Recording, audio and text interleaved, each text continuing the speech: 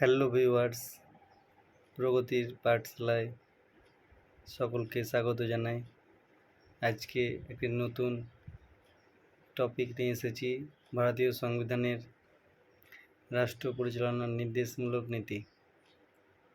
ভারতীয় সংবিধানের 4th অধ্যায়ে রাষ্ট্র পরিচালনার নির্দেশমূলক নীতি নিয়ে আলোচনা করা হয়েছে। সংবিধানের 36 নম্বর থেকে 51 নম্বর ধারায় রাষ্ট্র পরিচালনার নির্দেশমূলক নীতিগুলি উল্লেখ করা হয়েছে। তো আমরা আজকে এই নির্দেশমূলক নীতির যে বিভিন্ন ধারা সেগুলো নিয়ে আলোচনা করব। আমার সঙ্গে থাকুন। 34 নম্বর ধারায় রাষ্ট্রের সংজ্ঞা বর্ণনা করা হয়েছে। 37 নম্বর ধারায় নির্দেশমূলক নীতির প্রয়োগের কথাই বলা হয়েছে। 38 নম্বর ধারায় বলা হয়েছে দেশের জনগণের কল্যাণার্থে রাষ্ট্র কর্তৃক সুষ্ঠু সমাজ ব্যবস্থার প্রবর্তন।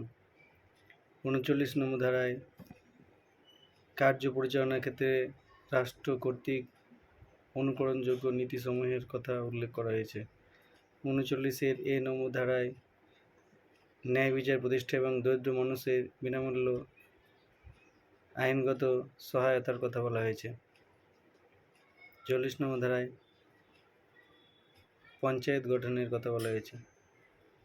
41 নম্বর ধারায় কর্ম, শিক্ষা এবং সরকারি সাহায্য লাভের অধিকারসমূহ সুনিশ্চিত করার বিষয়সমূহ উল্লেখ করা হয়েছে। 42 নম্বর ধারায় কর্মক্ষেত্রে মানবিক পরিবেশ সৃষ্টি এবং প্রসূতিদের জন্য প্রয়োজনীয় ব্যবস্থা গ্রহণের কথা বলা হয়েছে।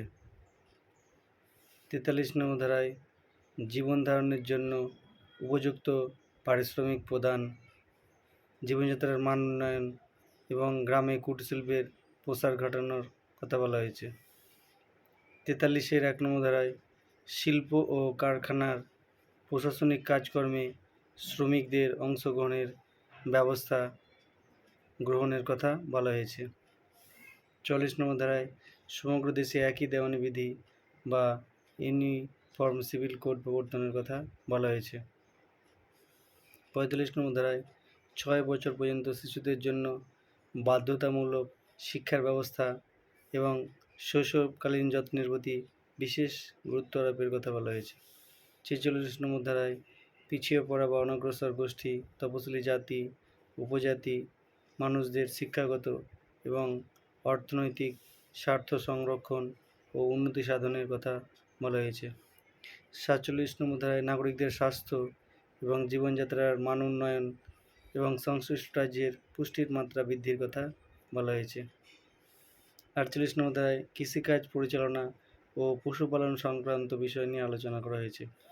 48-এ পরিবেশের উন্নয়ন, সংরক্ষণ, বন ও বন্যপ্রাণী সংরক্ষণের কথা বলা হয়েছে। 49 নম্বর ধারায় ঐতিহাসিক স্মৃতিসৌধ এবং জাতীয় গুরুত্বপূর্ণ স্থানগুলি সংরক্ষণের কথা বলা হয়েছে। 50 নম্বর ধারায় বিচার বিভাগকে শাসন বিভাগ থেকে পৃথকীকরণের কথা বলা হয়েছে। সর্বশেষ অর্থাৎ 51 নম্বর ধারায় বলা হয়েছে যে আন্তর্জাতিক শান্তি রক্ষা এবং নিরাপত্তার বিষয়টি সুনিশ্চিতকরণ। তো এই ছিল ভারতীয় সংবিধানের রাষ্ট্রের নির্দেশমূলক নীতিসমূহ 36 থেকে 51 নম্বর ধারা। তো সবাই ভালো থাকবেন, সুস্থ থাকবেন। আজকের মতো এ পর্যন্তই। দেখা হচ্ছে পরের ভিডিওতে।